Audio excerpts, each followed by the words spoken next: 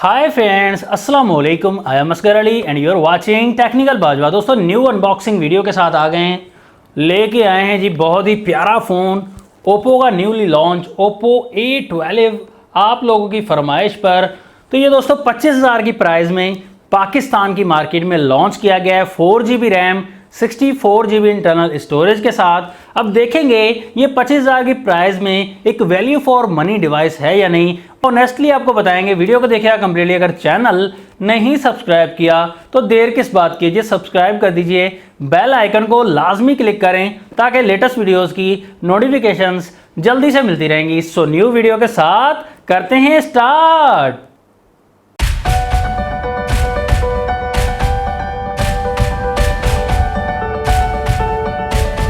तो हमारे पास बॉक्स आ गया है Oppo A12 का। तो दोस्तों की फरमाइश पे अनबॉक्स किया है। ये सामने की तरफ आप देख सकते हैं, फोटो है A12 की।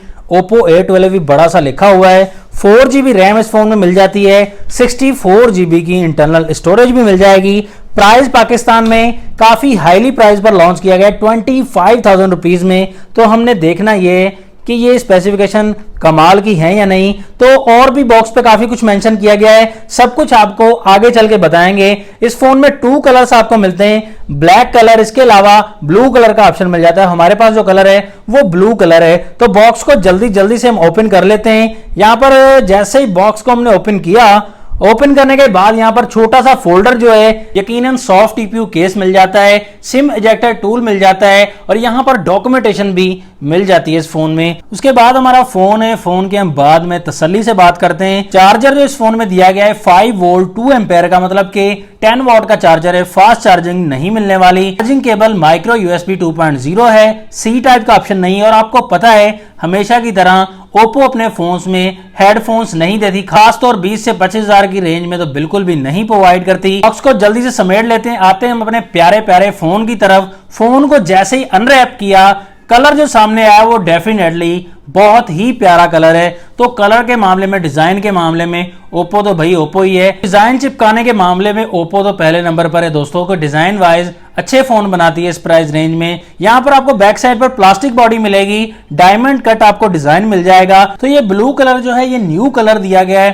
कलर के मामले में आपको फोन अच्छा ही मिल जाता है। बैक साइड पर सिर्फ ड्यूअल कैमरा दिया गया है, पुराना डिजाइन दिया गया है। 13+2 मेगापिक्सल का ड्यूअल कैमरा दिया गया है, लेकिन यहाँ पर अपर्चर आपको 2.2 मिल जाता है। तो अपर्चर 2.4 दे देते, तस्वीर और ज्यादा काली आती। मुझे समझ नहीं आता दोस्तों, अपग्रेड करने के बजाय ज्यादा क्यों कर देते हैं। 1.8 कम से कम अपर्चर होना चाहिए ताकि पिक्चर जो है और ज्यादा क्लियर आनी चाहिए। लेकिन ओप्पो की मर्जी है, 25,000 में कुछ भी चिपका देती है। कैमराज के साथ आपको LED फ्लैश लाइट भी मिल जाती है। फिंगरप्रिंट सेंसर भी बैक साइड पर दिया गया है। ओप्पो की ब्रांडिंग। यहीं पर आपको जो बैटरी मिल जाती है 4230 mAh की मिल जाती है। राइट साइड पर इस फोन के पावर लॉक अनलॉक बटन मिल जाता है। ऊपर की तरफ इस फोन में कुछ भी नहीं मिलता। लेफ्ट साइड पर सिम ट्रे मिलती है 3 स्लॉट वाली, एंड लेफ्ट साइड पर ही वॉल्यूम की रॉकर्स मिल जाते हैं up and down. Down side पर इस फोन के स्पीकर ग्रिल मिल जाती है, उसके साथ चार्जिंग पोर्ट है, प्राइमरी माइक मिल जाता है एंड 3.5 mm का ऑडियो जैक मिल जाता है। जैसे ही फोन को हमने घुमाया, डिस्प्ले हमें नॉच वाला मिल जाता है दोस्तों, जो पहले ही काफी फोन्स में हमें मिल चुका है। चलो खैर, नॉच टेक्नोलॉजी बुरी नहीं है इस प्राइस रेंज में। नॉच टेक्नोलॉजी दी गई है। यहाँ पर नॉच में जो कैमरा दिया गया है वो 5 मेगापिक्सल का दिया गया है दोस्तों, अपग्रेड नहीं किया गया। बहुत ही ज्यादा डिसअपॉइंट किया है फ्रंट एंड बैक कैमरा दोनों में ही। डिस्प्ले आपको यहाँ पर IPS LCD मिल जाती है, 6.22 इंचेस का डिस्प्ले मिलेगा, HD प्लस डिस्प्ले मिलेगा। कॉर्निंग गोरिल्ला ग्लास 3 की प्रोटेक्शन मिल जाती है। प्रोटेक्शन के मामले में ओप्पो काफी अच्छा है। तो यहाँ पर आपको 270 ppi डेंसिटी मिलती है। तो डिस्प्ले के मामले में ठीक ही दिया गया है। IPS डिस्प्ले दोस्तों, अच्छा ब्राइटर डिस्प्ले। डिसअपॉइंट इसमें हुआ हूं कि अपग्रेड नहीं किया गया, बल्कि पुरानी चीजों में ही फोन लॉन्च कर दिया गया है। पता नहीं क्या जान छुड़ाई गई है इतनी हाई प्राइस में। ये फोन एंड्रॉइड 9.0 पाई के साथ आता है, अपग्रेड नहीं किया गया एंड्रॉइड 10 पर।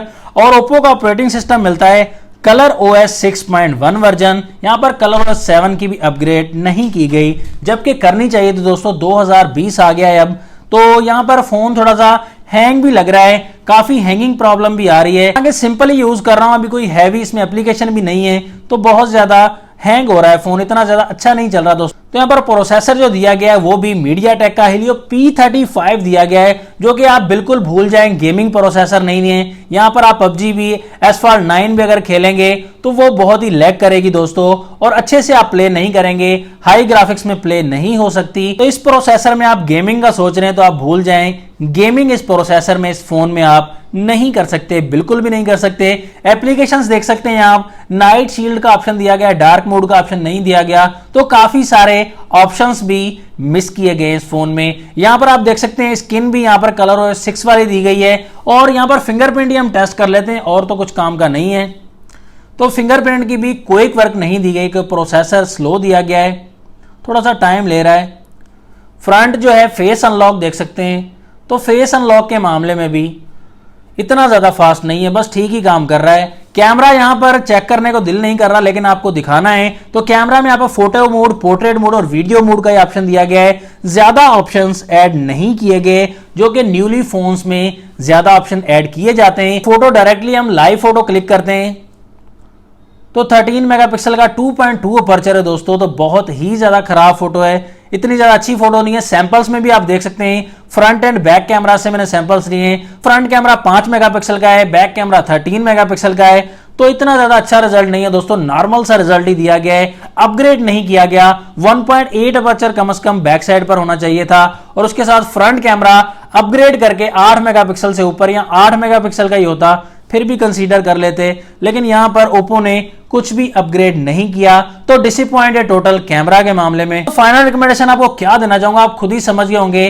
25,000 की प्राइस में बिल्कुल ओवर प्राइस है ये फोन। 4GB 64GB तो चलो ठीक है, लेकिन गेमिंग प्रोसेसर भी नहीं है इस फोन में, कैमरा भी अच्छा नहीं दिया गया। डिजाइन के हवाले से ठीक है ये फोन, चलो फ्रंट में नॉच दी गई है वो भी ठीक है, कैमरा के लिए फोन लेते हैं, उसके अलावा प्रोसेसिंग के लिए, गेमिंग के लिए तो दोनों ही इस फोन में नहीं दिया गया। तो ये फोन ज्यादा से ज्यादा 18 से 19,000 का फोन है, जो कि 25,000 में लॉन्च किया गया है। तो ऑनेस्ट रिव्यू मेरा यही है दोस्तों। आपको इस फोन में कुछ अच्छा लगा तो जरूर बताइएगा। नेक्स्ट वीडियो के लिए चाहता हूं मैं आपसे इजाजत। अल्लाह हाफिज, पाकिस्तान जिंदाबाद।